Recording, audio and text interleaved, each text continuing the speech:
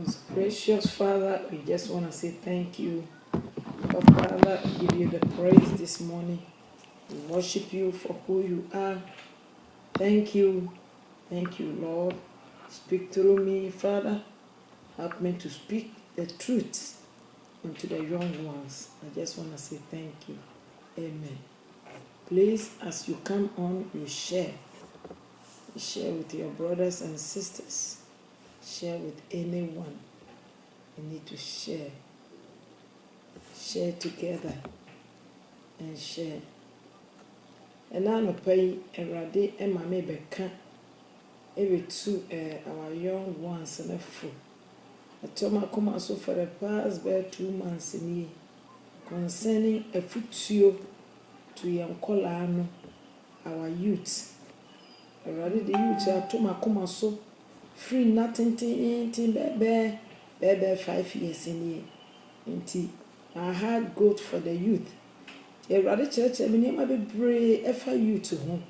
Now me proud to be a worker for the youth. Very, very important. Now, idea me when I say youth, no, whenever woman ever ye the omupen, they go through so many things. So we see swa now by Bob Bra, we and for a country, especially woman, me, papa, a move brea, ya forsake a parent, na ye de a penny. A brave she go through so many things, which is not right. Let's just say, Mona wash share and a 1 year.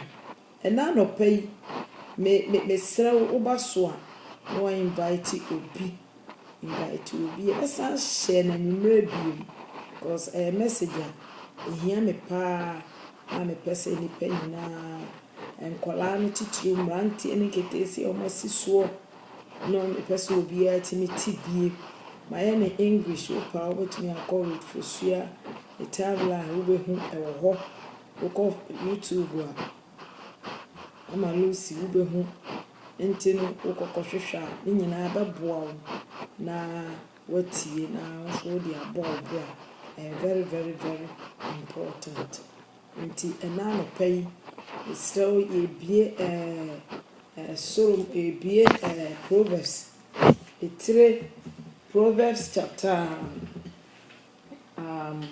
Proverbs chapter Yebedi Kanya Kain Proverbs chapter 6 verse 16.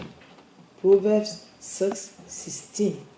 Israel bia na wa share so let's just say on we go. Proverbs chapter 6 verse 16. O say tie onyame achiwade o we Solomon maame ena na o tu Solomon fo. He said Solomon no yo hene. David bano no ne papa wuja no sika ajapade biema bebre. Enti wutumu se Solomon de we be se ya wo tu sie so a wo nche nyini.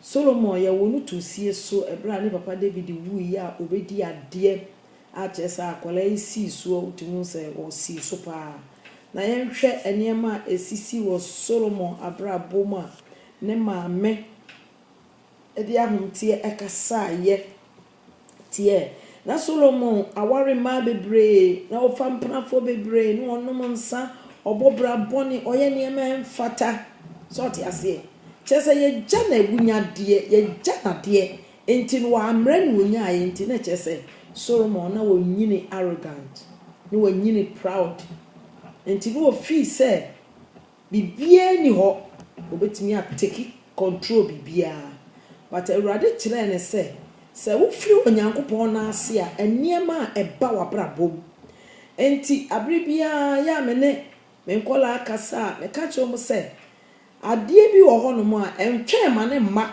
ansa na wakopa ho chew ansa wakopa nyame chew chese nipa usi so a wo bobra no firi wo nkola abremu kono sa wo ya akola a wo kire fie na wo yesutie na utie wo maame no papa no asemo a de woni maame ne papa nso otie na sofo asem otie mpanimfo bi a wo mu ye nyansafo asem a wotimi nya bibi de nante so timi de bo bra adan kitina most of ejanka ebebre bobra isi yi na wo mu ne wo maame ne papa no mote enso no bobra abrabotimi ye basa de ebe ntira na mebisa wo na mebisa na Awurade ma me more insight me ne nkola bi hia na mebisa nyanses bebre simple because wo ne wo parents ntin wo no chese wo parents de se wo no ufiri ni mu nti wo watenka bebre a wo de beden e be kire wo de ye this wo ba atan a wo suro nyame so e be kire ekwampa a wo be fa so oba atan bia pese wo hu se ne ba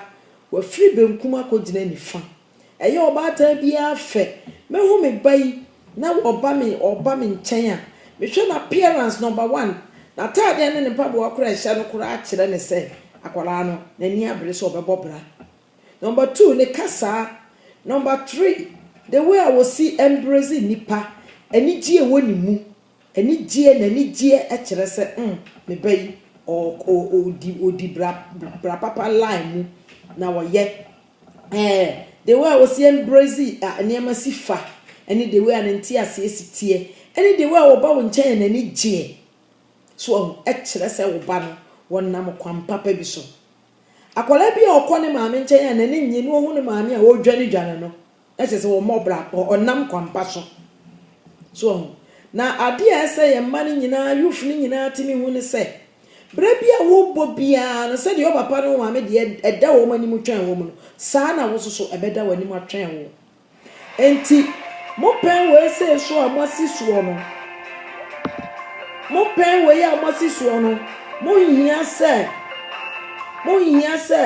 mo betimi aye bibia chese ebetimi de ohaw eni atete ayeden e de abrewo enti no wo bobra hwe o maame no papa wo mo mistakes bi o mo ye no on repeat ho number 1 hwe asafo wo mu hwehwe nyansafo a ma di woni mo kan wo age group bi wo kola bi wo wa so ni nyansa na fa wo bo wo mo na hwe Solomon ma me be kan bibi efise no wo hwe ne ba no te bia wo mo ne niam a wonam mu no a wo hu se no se wa anya bibi a emwa nti oye bibi nti ye nti Solomon ma me asem ni o wo say these 6 things the Lord hate niam nsia we ene nyame kire na de to so de na chi wa de kora hu papa okay enti